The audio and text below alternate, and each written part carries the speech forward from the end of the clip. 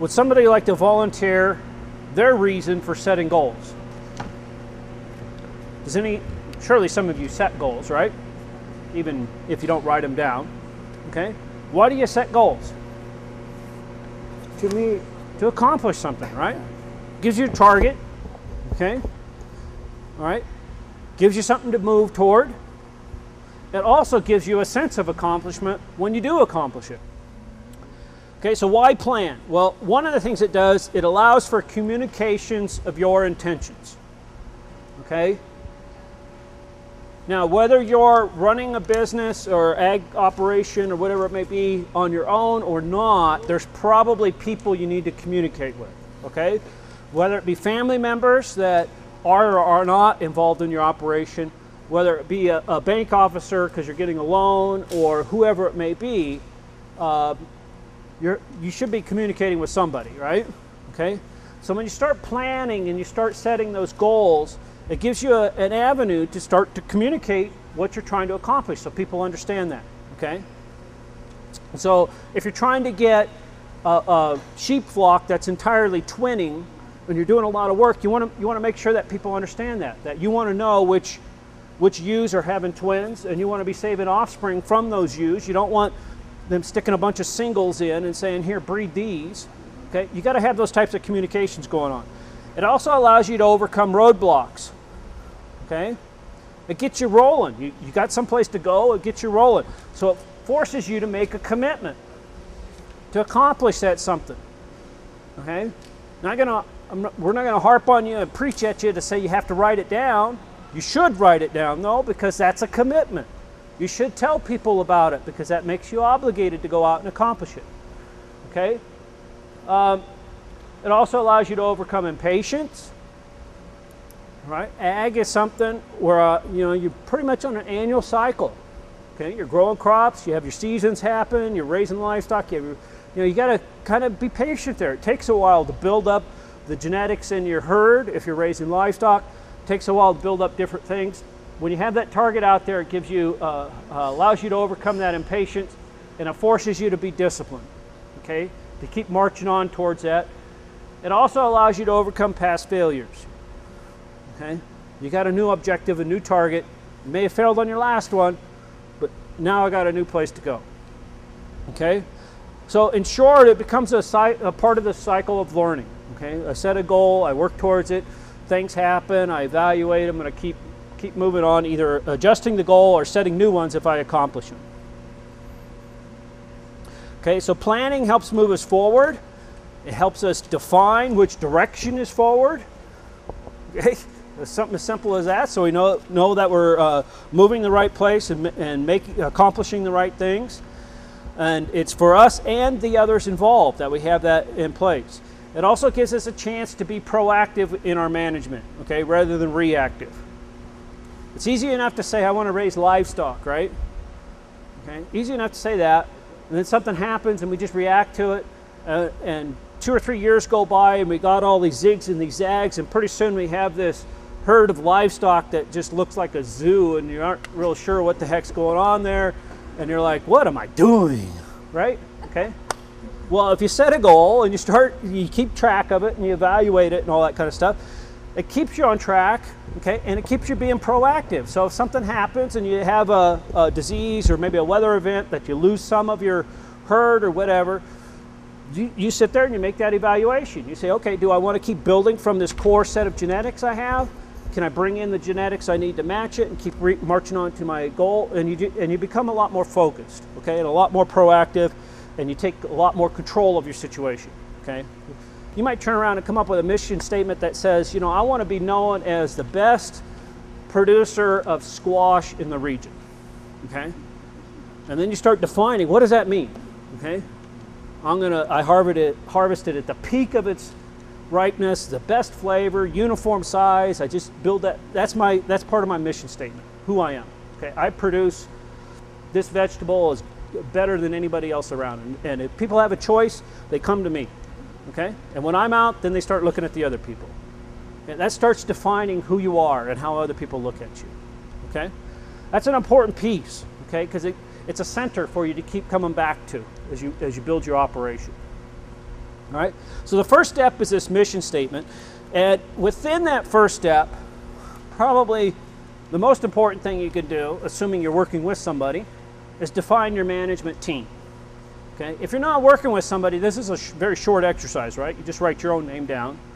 And you're the chief cook and bottle washer and everything else there is to do. Okay, but too many people sometimes start down this task of starting to lay out all these detailed plans, right? They're following their curriculum, they're coming to the workshops, right? Their dad or their brother or whoever else is in their operation is too busy to come, right?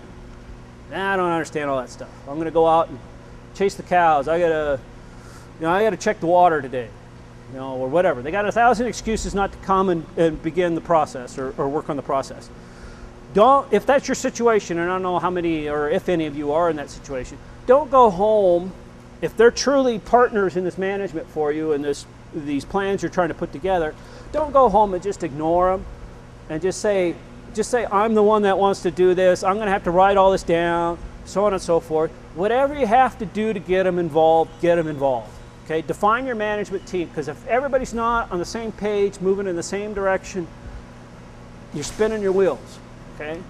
All right, but on our website, risknavigator.com, go into the toolbox. We have something called the management team roster. You can pull that up, and you could use that for your own purposes to fill out. Who's the coach? Who's the quarterback? Sorry about the football analogy if you're not a football fan, but it's the same idea. Who's the chief person in charge? Who's the next person in charge? So forth and so forth. And what are their duties? Okay. Very important to start you off. Okay. And then once you got that team assembled and defined, you sit down and you come up with a good mission statement. Okay. And I'm assuming that's how that mission statement ended up on the wall over there. I'm assuming there's leaders of the school, maybe the community, or whatever that came together. So we need to come up with a mission statement. They assembled their best thoughts, summarized as best they can, and that's what they have to help guide things. Okay. You want to do the same thing for your operation, for your situation. Okay. So another way to look at this and why this is important. We mentioned on the wheel the three phases. Strategic is what we're covering here in our three things. The next step, which Dana alluded to, is coming up with the alternatives and evaluating those alternatives. Whatnot. That's the tactical phase. The last phase is actually putting them in place and continuing to monitor the operational phases. So these three levels right here are the three stages of our wheel. Look where the mission statement is. Okay, it's the foundation that's guiding all that. Okay, so that's why it's important. Right. Okay, so you laid out a mission statement. You've done some things about what concerns me. What is it that I want to address? And what is it? How do I want to accomplish that? Or what is it that I want to accomplish? So let's zero in a little bit on some goal stuff. Why is it important then to have goals? Because it clarifies what is important. Okay, understand the mission statement that I talked about, keeping you kind of centered. Goals are a little more detailed, as we just talked about. Okay, detail oriented. Okay, I want to increase my yield 10% or whatever it may be. They provide a basis for evaluation and the direction and the focus, and they're proactive, just like all the other stuff that we talked about leading into this in a little bigger realm. One of the things to keep in mind when you write down your goals is to keep them SMART. Okay. And there's no acronym for a dumb goal, but this is the opposite of that. Okay, what does SMART stand for? You want them to be specific. Okay, so rather than saying I just want to increase my yields, say I want to increase my yields 10%, or I want to increase my yields, 10 bushels, or whatever it may be. Okay, I want to increase my twinning rate to where I have a specific twinning rate. 90% of my sheep have twins, okay? So be specific with those. Make sure they're measurable, okay? So you know if you achieve them, all right?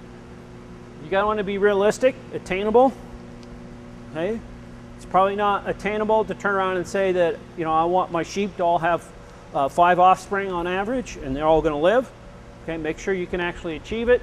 They should be related to your other goals. So you have this overall, 10% yield, 10% mission that you're working towards. You have a set of goals that you lay out. Maybe it has to be with lowering your cost of production, making it more reliable and consistent, make it higher quality. So you have a series of goals that you lay out that feed into this mission that you have. They should be related to one another, okay? There's going to be some give and take there, and you got to recognize that give and take to some extent, okay? And they should be tractable over time, which gets back to the measurable issue, okay? Write down what's happening, and keep track, and see that you're moving in the right direction, okay? Some examples of strategic goals. I want to be debt-free in 20 years, okay? You might pull that down and say, I want to be debt-free in 2 years or 5 years or whatever it may be. Very tractable, right? Right? Pretty easy to see if I have debt. I set a timetable for achieving that. Okay, that's a smart goal. Develop a livestock enterprise that's going to generate $30,000 in income per year. Okay, maybe that's your goal. Maybe it's a crop enterprise. Maybe it's whatever it might be. It might be something that totally unrelated to what we think of growing food. Okay, maybe it's just related to a lifestyle thing. Increase the value of your crop yields produced by 10%.